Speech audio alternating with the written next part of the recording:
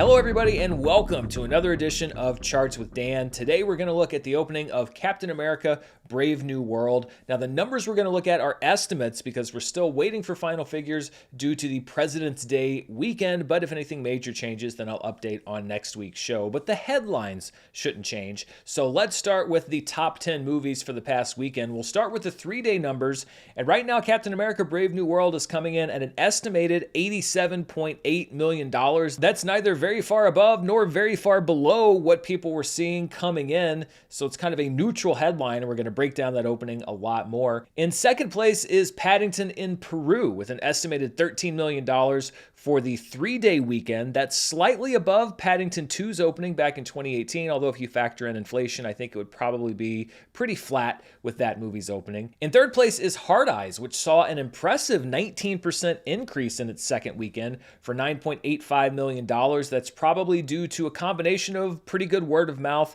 along with the fact that last week was a very low attended weekend due to the Super Bowl. Its domestic total through the 3-day weekend is at right around $21.3 million.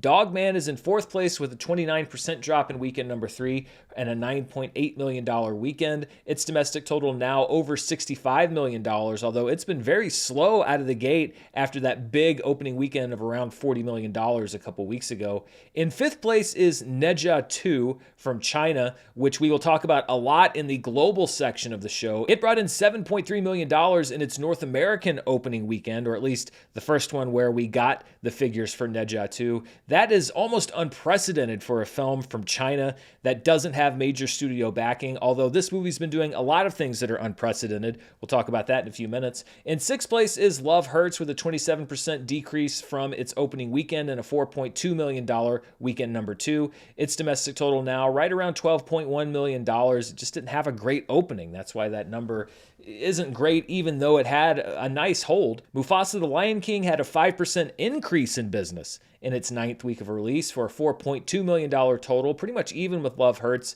Its domestic total now over $240 million. One of Them Days also had a 5% increase in business for a $3 million weekend. Its total now approaching $45 million. Companion dropped 38% in its 3rd week of release for $1.85 million. A domestic total now over $18 million. I really wish this movie had done better. I thought that it was a really good movie. And for people that say, why do we not get original films? Why do we only get sequels? Well, one of the big problems is that when an original movie does come out, not a whole lot of people see it in many cases. And rounding out the top 10 is Chava from India, which made $1.7 million, just barely in that number 10 spot over Becoming Led Zeppelin. This is a Hindi language film from India, a historical drama based on the life of a real Indian ruler from the 1600s.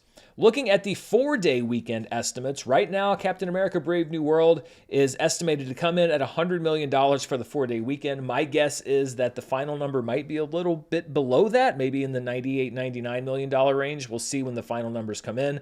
Paddington in Peru estimated to have brought in $16 million over the 4-day weekend. Dogman moves up to 3rd place at $12.6 million, largely because a lot of schools were out and more kids were going on Monday to the movies. Heart Eyes moves down to number 4. Neja 2 is in 5th place at $8.3 million for the 4-day weekend. Mufasa the Lion King moves up to 6th place again because there was a bigger family attendance on Monday. Love Hurts moves down to number 7. One of Them Days is at number 8. Companions at number 9. And Becoming Led Zeppelin, according to the results, and again, it's pretty close, takes the number 10 spot for the 4-day weekend at $2.1 million. It expanded from IMAX screens only to other theaters over this past weekend.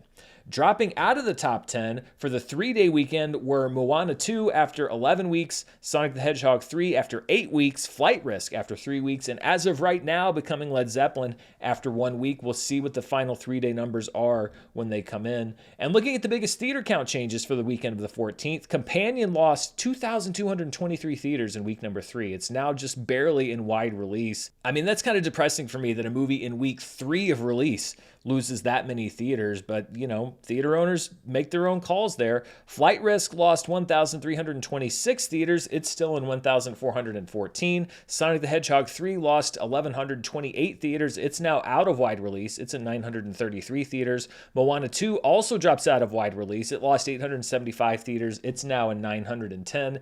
And Wolfman drops 804 theaters. It's now in just 112. Looking at what I like to call our road to recovery, the red line is the weekend average for 2021 to 2024. The blue line is the weekend average from the pre-pandemic years of 2015 to 2019. And the dotted black line is the box office results from each weekend this year. And this is the first week we've seen in 2025 where we had a significant increase over our average number for the past few years. Of course, Captain America Brave New World, you have that movie to thank for that. But it's nice to see us closer to the blue than to the red, and we'll see if we can sustain this momentum as we go into March and the spring box office season. So let's take a look at the opening weekend for Captain America Brave New World, and we'll start with where it falls among the other films in the Marvel Cinematic Universe. And looking at this chart, this is the last time I'm going to be able to use this screen as it is because I've maxed it out with 35 MCU films. Captain America Brave New World, with its estimated number, comes in as the 24th highest opener in MCU history, just above Thor the Dark World and just below Spider-Man Far From Home. If we were to look at this adjusted for inflation, though, Captain America Brave New World would come in at number 30 in the bottom 6 of the MCU, along with 3 other movies that are part of the 2020 to 2025 window. And it actually comes in adjusted for inflation underneath the opening of Captain America the First Avenger, the first Captain America, way back in the early part of Phase 1 of the MCU. So not great news for Marvel when you look at it with that little bit of historical context.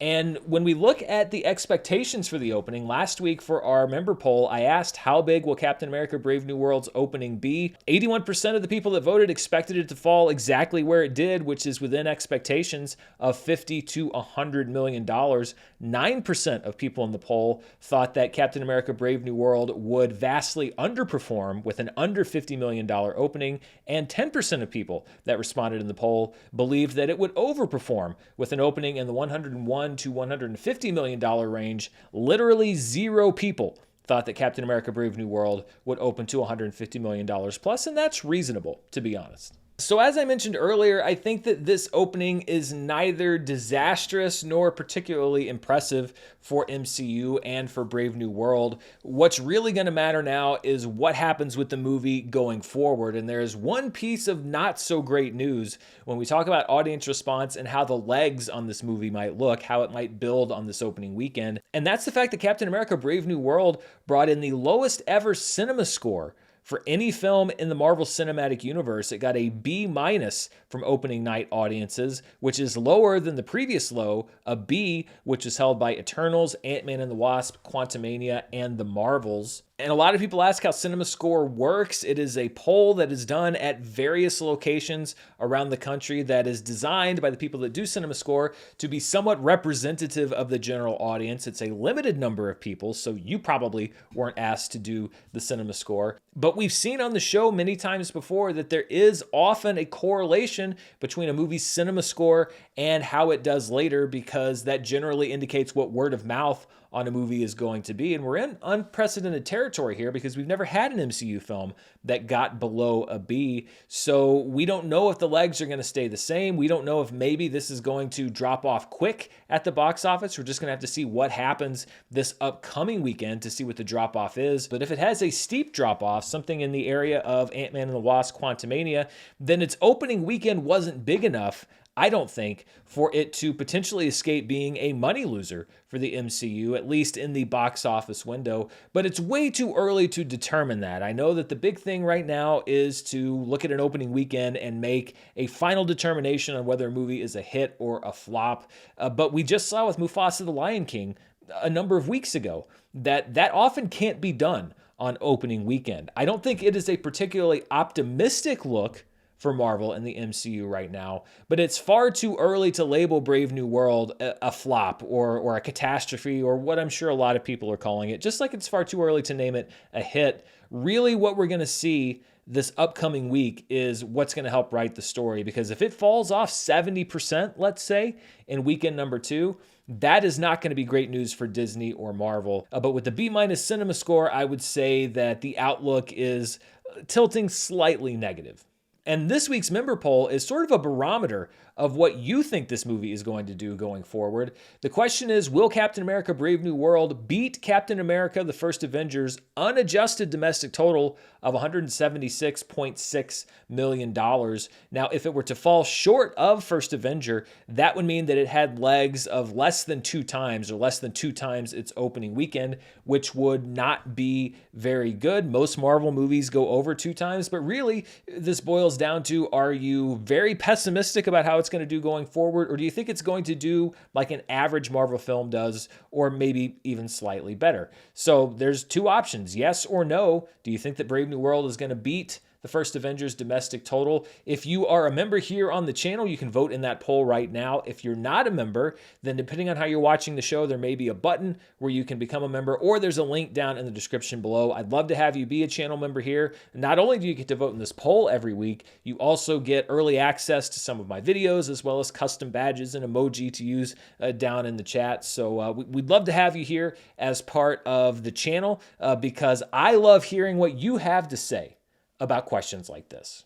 It's very early going, but let's see where Captain America Brave New World stands as far as the overall MCU by domestic gross. Right now, it has an estimated $100 million gross. The good news is it's not going to be the lowest grossing movie in the MCU, because in just one weekend, it's already passed the total of the Marvels at $84.5 million. Up ahead of it are The Incredible Hulk, Eternals, and then Captain America the First Avenger, the movie I just asked you about. When we look at the MCU as far as inflation adjusted domestic gross, Captain America Brave New World is still above the Marvels, so it is at number 34. It's going to have to do another $82 million if it wants to get over above Eternals. If it can double its current gross, then it's going to be in Black Widow territory, but it's going to have to do really well if it wants to move up into the mid-20s, into Shang-Chi and Ant-Man and the Wasp area. So again, this is something that we are going to track over the next few weeks. One thing we do know for certain right now is that Brave New World was the 4th highest February opening weekend ever at $87.8 million. Of course, the big record holder is Black Panther, which opened to just over $200 million back in February 2018. Deadpool is second on that list, the first Deadpool movie back in 2016. Then we have Ant-Man and the Wasp: Quantumania at number 3, which opened to just over $100 million. Captain America Brave New World is there at number 4. Just behind that is 50 Shades of Grey from 2015. Then we have 2004's The Passion of the Christ, the Lego Movie from 2014, Sonic the Hedgehog from February of 2020. Its $58 million opening was one of the last gasps at the box office before things went horribly wrong. Hannibal from 2001 is at number 9, and at number 10 is the film Valentine's Day from 2010. It had an ensemble cast, including a young actress named Taylor Swift. Whatever happened to her? I never really hear about her anymore. If you were to adjust these figures for inflation, most of the movies stay the same. The top 2 are still Black Panther and Deadpool, but The Passion of the Christ moves up to number 3 with an adjusted opening weekend of $141 million. 50 Shades of Grey is at number 4 with a $114 million adjusted opening. Then we have Ant-Man and the Wasp: Quantumania at number 5, Hannibal just behind at number 6, the Lego Movie at number 7, Captain America Brave New World is at number 8 adjusted for inflation, right behind the Lego Movie. Valentine's Day is at number 9, and then the SpongeBob movies, Sponge Out of Water from 10 years ago is at number 10 with an adjusted opening weekend of $74.2 million. And this brings us to our Charts with Dan trivia question for this week. You're going to have to think back over the last, let's say, 20, 25 years or so. We've talked about Black Panther and Ant-Man and the Wasp: Quantumania, but there were also 6 non-MCU Marvel movies that have opened on President's Day weekend. So my question this week is very simple. What are they? One of them should be pretty easy because we just saw it on the chart. But what are the 6 non-MCU Marvel movies that have opened on President's Day weekend? I'll give you a second to think. Pause the video if you want.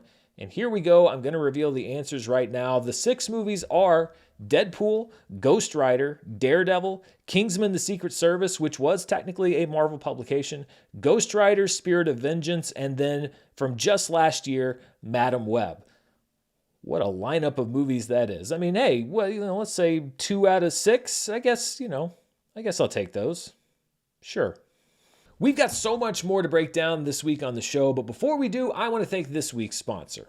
This episode's brought to you by Warby Parker. I literally can't do anything without my glasses. They're an essential everyday item, and it's so important to get a pair that are comfortable and look great too. It used to be hard for me to find glasses that were my style, but for years now, I've found exactly what I'm looking for at Warby Parker. Every time you see my face on this channel, I'm wearing Warby Parker glasses, and I'm happy to have been a customer of theirs for over 10 years now, because whenever I need a new pair of glasses, I know that they are going to be my first and only stop. Warby Parker uses premium materials in every frame, which they design in-house to include silhouettes, colors, and fits for every face. I've always loved shopping in store because they're so friendly and knowledgeable there, but you can also shop online anywhere in the country and try their virtual try-on. They'll even send you up to 5 frames to your house so you can make sure that you're getting the right pair.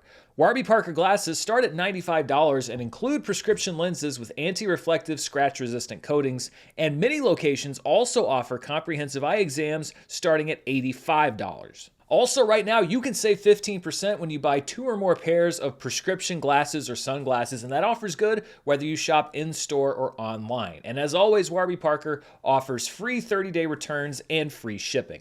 Get started with Warby Parker's virtual try-on. You can try on glasses and sunglasses, seeing the realistic color, texture, and size of each style right from home right now. Or head over to warbyparker.com/Murrell right now to take the home try-on quiz and pick 5 pairs of frames to try on at home for free. That's warbyparker.com/Murrell, warbyparker.com/Murrell. So Captain America Brave New World was the big story here domestically, but let's talk about the unfolding story globally, which is Ne Zha 2 and its continued dominance over in China. When we look at the top 5 movies internationally, this is all markets outside of the US and Canada, Ne Zha 2 brought in another $272.3 million just over the past 3-day weekend. That easily defeats Captain America Brave New World, which opened to $92.4 million in international markets. Bridget Jones, Mad About the Boy, which is a streaming release here in the US, actually did very well in theaters. I'm sure a big chunk of that money comes from the United Kingdom. It brought in $32.8 million. Detective Chinatown 1900 brought in another $26 million, and Chava brought in $17.3 million. When you take those international numbers, you combine them with our domestic numbers, we get our top 5 films worldwide, and Ne Zha 2 is at number 1 at $279.5 million. That's an 8.7% increase from what it did last weekend. And this is not its second weekend. I believe this is its 3rd weekend in release. Right now, it's at $1.635 billion worldwide. That's almost $100 million higher for the weekend than Captain America Brave New World, which opened to $180.9 million worldwide. Any other weekend, that would have been an easy number 1. Bridget Jones, Mad About the Boys, in 3rd place with $32.8 million. Detective Chinatown 1900 dropped 29.1% to bring in another $26 million.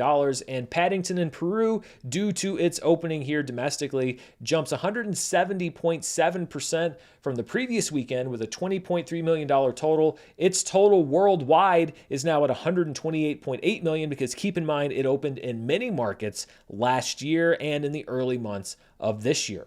And I want to show you quickly the top 10 all-time worldwide grosses because this is the last time you're going to see the chart in this form. Ne Zha 2 is only about $30 million from breaking into the top 10 moneymakers of all time worldwide. It's going to displace 2019's The Lion King, and then we'll see where it goes from there. Of course, Avatar, the highest grossing film of all time worldwide at $2.9 billion, just ahead of Avengers Endgame. It actually displaced Avengers Endgame because they did a cycle of re-releases leading into Avatar The Way of Water, which is the 3rd highest grossing movie of all time worldwide. Titanic is at number 4. Star Wars The Force Awakens is at number 5.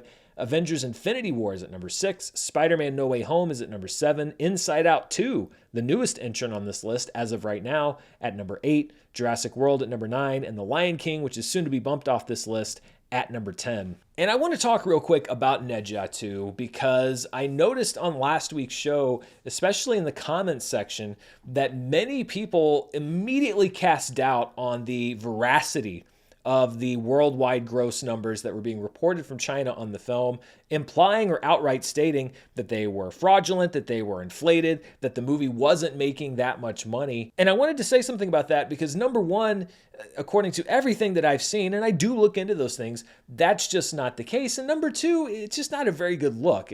Listen, there are definitely issues, plenty of issues that you can bring up with China, but the veracity of the box office reporting, strangely, I don't think is one of them for a few different reasons. Number one, when we're talking about reporting numbers for the Chinese box office, the system that they have in place there actually provides much more information in literal real time and data than our box office reporting systems here. All of that data is collected by agencies that have very high user fees that only studios really have access to. Whereas you can log into a number of different websites in China, like the ticket selling platform Maoyan, and see numbers including attendance figures, regional data, theater counts, and again, this updates in real time. I wish box office tracking in the US offered this kind of info. Chinese box office reporting is actually much more accessible to the everyday person than box office tracking is here, which is basically reliant on media reports that are taking those numbers from other services. And there's not just one platform that's doing it. There are actual multiple ticketing platforms that report this kind of data in real time that operate independently. It's not like the CCP is issuing press statements that are giving these numbers and you can't go anywhere to try to verify that. I have seen no proof, nor have I found any proof that this is fraudulent data in any way. The thing with Ne Zha 2 is that it is a film that is very closely tied into Chinese cultural tradition and heritage, and it's obviously struck a nerve in China. I mean, when you look at China versus the US, the population, the number of screens, the number of theaters is much, much higher than we have here in the US. And it's obvious that this is a very culturally important movie over there, as we have seen breakout hits here in the US that strike a chord in our culture. So, of course, I will continue to check on these numbers because I don't want to bring you bad information. But it did kind of bother me that so many people jumped immediately to saying that these numbers were fake, instead of maybe allowing for the fact that this is just a movie that has connected with a massive audience overseas and internationally. I, for one, think that it's a very interesting story. I don't really see this as a competition of us versus them, US box office versus China box office. It's just very interesting to me that Ne Zha 2 is a movie that is driving people to theaters in China in numbers that we haven't even seen before, despite the fact that there have been massive hits in the Chinese box office before. And keep in mind, it's not like the only news we're getting from China is that the box office has been doing very well over there. It was actually down significantly last year, and this was reported by multiple news outlets, including ones in China. So I am going to continue reporting the grosses for Ne Zha 2, and of course I will continue looking for stories that would intimate or provide some kind of a proof that these aren't real numbers. But I would just say, take it from me as somebody who follows box office and has followed box office for a very long time. I think that these numbers are verifiable using a number of different platforms. If you don't think so, then that's your choice. You're free to choose that. But I can say that I have confidence that this is actually happening over there. And for me, I think it's just really one of those once in every however many years stories where a movie just really catches fire with an audience. And I think that you see it here in the US. I can't recall another film from China in my years of doing this that put up a box office number like that. And I think that that shows, even here in the US, where the market is much smaller, that this is a film that is generating intense interest and a lot of people going to see it. So we will stay tuned. I'm going to keep covering this movie, and we'll see where it all falls out at the end. Very quickly, I wanted to show you what the MCU looks like when you look at films by worldwide gross. Right now, Captain America: Brave New World is in last place at number 35, but it is very close to passing the Marvels at number 34. So it made, in one weekend, basically almost as much as the Marvels made in its entire worldwide run. And then as it approaches $200 million, we'll see it get up to the Incredible Hulk, and we'll see if it can match Captain America: The First Avenger. Once it gets up to the $400 million territory, if it does, then it would be right around where the Eternals is. So obviously this is not going to be a breakout hit, as we have seen so many times with the MCU, but we're just going to have to see where it shakes out as far as its final position. Let's take a look now at what I like to call our specialty charts as we return to the domestic box office, and we'll start with the top per theater averages for the weekend. At number one was Captain America Brave New World, which brought in $21,389 per theater in over 4,100 theaters. Right behind, though, was Universal Language, which played in only 2 theaters, but brought in $20,560 per theater. Universal Language was Canada's submission for Best International Film this year at the Academy Awards, and it's about the intersection of 2 men and their lives between Canada and Iran. Neja 2 comes in third place at just over $11,000 per theater in 660 theaters. In fourth place was The Annihilation of Fish, which brought in $5,352 in 2 theaters, in this restored version of the 1999 film from Killer of Sheep director Charles Burnett. And coming in fifth place is Chava, which played in 497 theaters and brought in $3,601 per theater. Looking at the top films in limited release, which I define as 1,000 theaters or fewer, at number one was Neja 2 in 660 theaters, which brought in $7.3 million. In second place was Chava, which brought in $1.79 million. Coming in third were the 2025 Oscar shorts, which brought in around $850,000 in 320 theaters around the country. I'm Still Here staying in the top 5. It brought in $627,000 in 469 theaters. And coming in fifth place in 62 theaters was Green and Gold, which brought in around $87,000. Looking at the 2025 annual domestic box office, this is movies released in 2025. Captain America Brave New World, now the highest grossing movie of the year after one weekend with an estimated $100 million.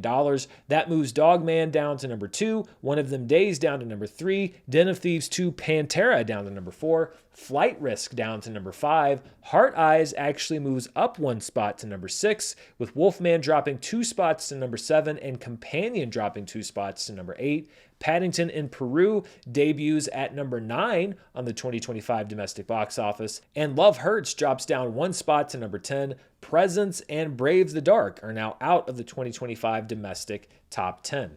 Looking at the ticket sales since January 1st, so this is regardless of release date, this is all tickets sold since the beginning of the year. For now, Mufasa the Lion King still has sold the most tickets this year at $113.6 million. It will soon be supplanted by Captain America Brave New World, which debuts in second place. Sonic the Hedgehog 3 gets bumped down 1 spot to number 3. Then we have Dogman at number 4, Moana 2 at number 5, Nosferatu at number 6, One of Them Days stays at number 7, A Complete Unknown drops 2 spots to number 8, Wicked drops 1 spot to number 9, and Den of Thieves 2 Pantera drops 1 spot to number 10. Flight Risk now drops out of the top 10 when you look at all tickets sold since the beginning of the year. And that's what's going on at the box office. Let's take a couple minutes now to see what's happening in the world of streaming, and we will start with the latest numbers from Netflix. These numbers cover the week of February 3rd through the 9th, and the number 1 program on Netflix was the Amy Schumer film Kind of Pregnant, which brought in 25.13 million views. Bogota, City of the Lost comes in second place. This is a Netflix original film from South Korea about a man who moves to Colombia and finds his new life there to be a struggle. It brought in just under 13 million views. Lucas World is in third place with 9.41 million views. Back in Action, which has been doing very well on the charts, is still in the top 5. It's at number 4 at 9.16 million views. In fifth place is season 1 of The R Murders. It's a series from Sweden about a cop on vacation who finds herself pulled into a missing persons case at a ski resort. It brought in 8.78 million views. The Night Agent season 2 is at number 6. Shrek is at number 7. We see the Shrek films pop up a few times a year on the Netflix charts. It brought in 7.33 million views. The Recruit season 2 is at number 8. Shrek 2 is at number 9 at 5.55 million views. And The Trauma Code season 1 rounds out the top 10 at 5.39 million views. Looking at the most watched programs of 2025 for Netflix, this is all views since December 30th of 2024. Back in Action, now the most viewed program of the year with 121.16 million views. That bumps Squid Game season 2, which debuted in 2024 but has put up 119.7 million views this year, at number 2. Ad Vitam is at number 3, followed by Missing You and The Secret Life of Pets 2. The Night Agent Season 2 moves up to the 6th most watched program of the year at 36.67 million views. American Primeval moves down to number 7. Carry On moves down to number 8. Squid Game Season 1 moves down to number 9. And Exo Kitty Season 2 stays at number 10. Let's take a look now at the most watched movies and shows according to the Nielsen streaming ratings. Now, these are domestic numbers only. The other ones from Netflix are worldwide, and they're delayed by about a month because that's how long it takes Nielsen to get the numbers to us. So this covers the week of January 13th through the 19th. The most watched streaming movie of that week was the debut of Back in Action with 25.5 million hours watched. Easily the best movie debut of the year so far. Ad Vitam is in second place at 6.3 million hours watched. Despicable Me 2 is in third at 5.4 million hours watched. Unstoppable made its debut on Amazon Prime Video and comes in fourth place at 4.4 million hours watched, followed by the first Despicable Me film, and then Moana on Disney+. At number 7 is The Unbearable Weight of Massive Talent, which I think is a really funny movie. It was on Netflix and brought in 3.8 million hours watched. Horizon Chapter 1 continues to be a big draw on Netflix after it jumped over from Max at 2.7 million hours watched. Hotel Transylvania 2 debuts on the chart at number 9, and Rush Hour holds on to the number 10 spot for a second consecutive week at 2.4 million hours watched. Looking at the most watched streaming shows for January 13th to the 19th, American Primeval's at number 1 with 23.5 million hours watched. In second place is Younger, which is not a new show. It's a series that ran on TV Land and Paramount Plus for 7 seasons from 2015 to 2021. Sutton Foster plays a 40-something woman who says that she's in her 20s in order to jumpstart her career. The show is from Sex and the City creator Darren Star. As we often see, it moved over to Netflix and saw a big pop in viewership at 22.45 million hours watched. Squid Game moves down to third place with Bluey in fourth and Landman at number 5. It continues to put up great numbers on Paramount+. Bob's Burgers on Hulu is at number 6, followed by Grey's Anatomy and Dexter. Family Guy returns to the chart at number 9, and The Walking Dead is back on the chart for the first time in a while at number 10 with 11.8 million hours watched. When we look at the top 10 shows as far as watch time per available episode, American Primeval is at number 1. It brought in 3.92 million hours of watch time for each of its 6 episodes. Landman is in second place at 1.76 million hours watched per episode. Squid Game comes in third at 1.31 million hours watched per episode, and then its real-life equivalent, Beast Games, is at number 4 at 1.19 million hours watched per episode. Severance is at number 10. Severance actually appeared on the streaming charts for the first time. It put up its best weekly number ever. It comes in at just under 1 million hours watched per episode. Exo Kitty is at number 6. Silo is at number 7, another show on Apple TV+. The Traitors comes in at number 8 with just over 300,000 hours watched per episode. Younger comes in at number 9, and The Equalizer is at number 10. And we have a change as far as the most watched original streaming series since 2020 when Nielsen began reporting numbers. Stranger Things and Ozark remain at numbers 1 and 2, but Virgin River moves up to number 3 by virtue of its new season that debuted. Bridgerton moves down to number 4, although it won't be there for long because we're getting new Bridgerton later this year. Love is Blind remains at number 5. The Crown is at number 6. Cobra Kai will be moving up this chart soon as the numbers come in from the new season. Manifest is at number 8. The Great British Baking Show is at number 9, and Squid Game rounds out the top 10.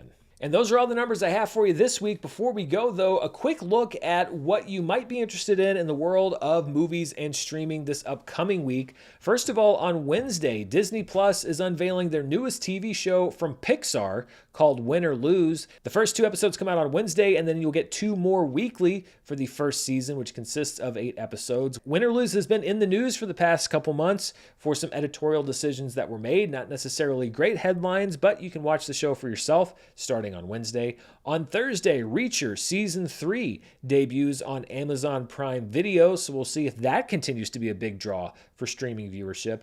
Also on Thursday, Zero Day makes its debut on Netflix. It is a topical limited series about an America being torn apart from the inside by disinformation and corporate warfare. So Great escapism for you there. The cast includes Robert De Niro, Angela Bassett, Jesse Plemons, Joan Allen, Dan Stevens, and Connie Britton. That is a murderer's row of actors. On Friday, debuting in theaters is The Monkey from director Osgood Perkins. I am very much looking forward to seeing this one. I'll be bringing you my review of it later this week. Also opening in some theaters on Friday is a movie called Cleaner. Daisy Ridley plays a former soldier turned window cleaner who has to save a building full of hostages. It sounds like somebody said, what if we made Die Hard, but made it more like, I don't know, Die Hard. Honestly, I'm shocked that neither Jason Statham nor Liam Neeson is starring in this movie, but it's from director Martin Campbell, who's made some good movies in the past. So Daisy Ridley, action hero, coming to a theater near you. Also hitting theaters this upcoming weekend is The Unbreakable Boy.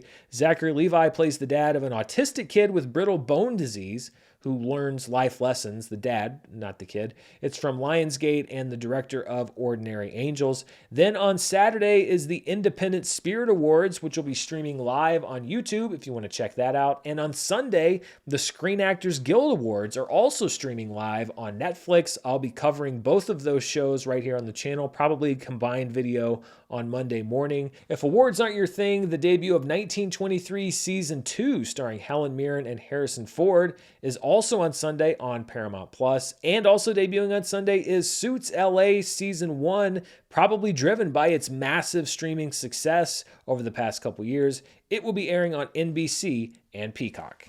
And that's all the show I've got for you this week. Be sure to stay tuned right here for the latest movie news, reviews, box office, and more. Thanks to the sponsor this week, Warby Parker. Check out the description below for more info about that. And most importantly, thank you for spending your time on this episode. Until next time, stay safe, and I'll see you then. Bye.